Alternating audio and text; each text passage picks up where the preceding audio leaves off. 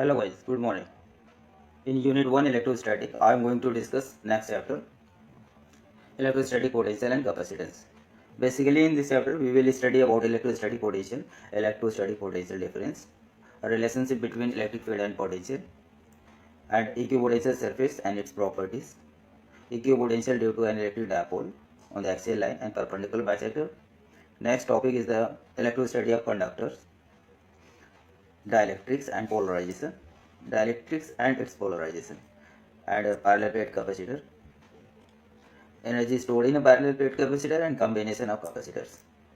Okay, and later on we will discuss the NCERT problems and NCERT examples. Okay, without wasting a time, let us start this chapter. Guys, in this chapter, electrostatic potential.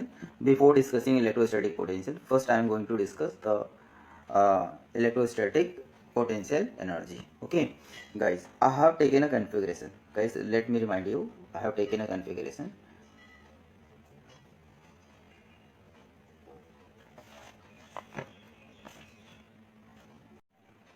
Students, let us discuss electrostatic potential energy.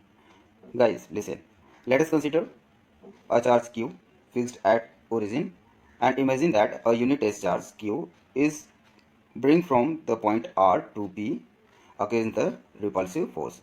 Unit S charge q bring from R to P against the repulsive force if both are positive or both are negative. Let us conclude some remark.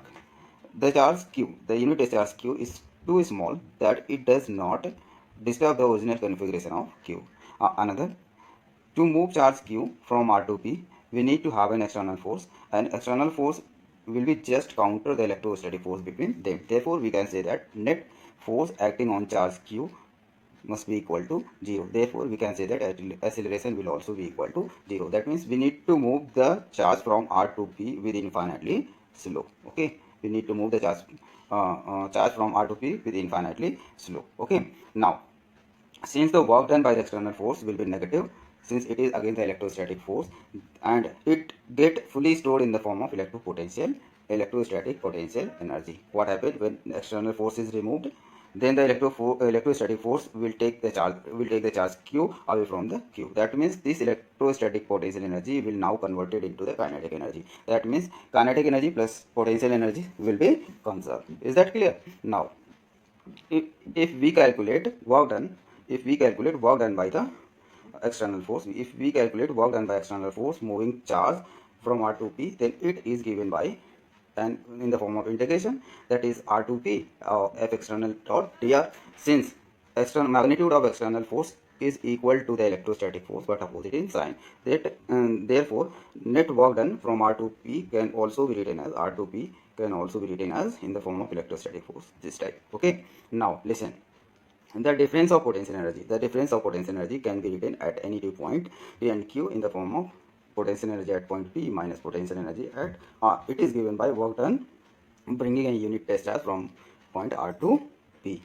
Okay, now let us see the electrostatic, and therefore we can directly say that electrostatic potential energy is equal to work done by the external force moving charge without acceleration from one point to the another. Similar case, if we bring charge from infinity to any point P inside the electric field, then it can be written as u at point P minus u at point infinity. Since we know that at point infinity electrostatic potential energy is 0, therefore work done to bring charge from infinity to at any point P is equal to the electrostatic potential energy at point P. Finally, we can say that the work done by the external force bringing charge from infinite to any point will be equal to the electrostatic potential at that particular point. Clear? Now, moving ahead to another topic, electrostatic potential.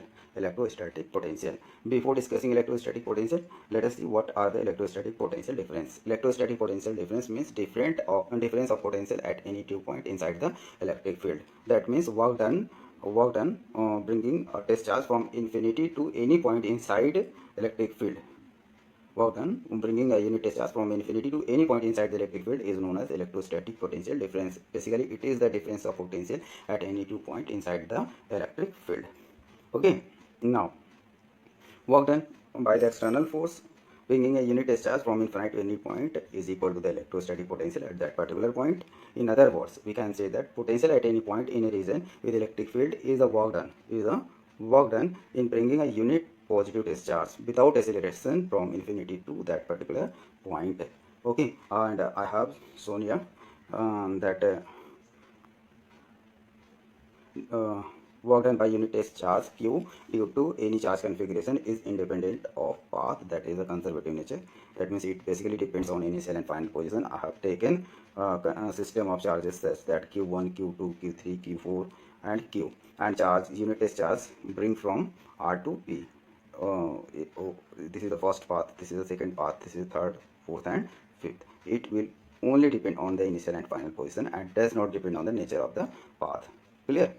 Now moving ahead in the next topic, let us see, and it can be also written as the if dq is the infinitesimal discharge and dw is the work done, then potential can be written as dw by dq. Okay, and let us calculate potential due to a point charge. Potential due to a point charge. Okay, for the calculation of potential due to point charge, let us consider a charge q placed at origin O. Another 1 coulomb charge is bringing from infinite to point P.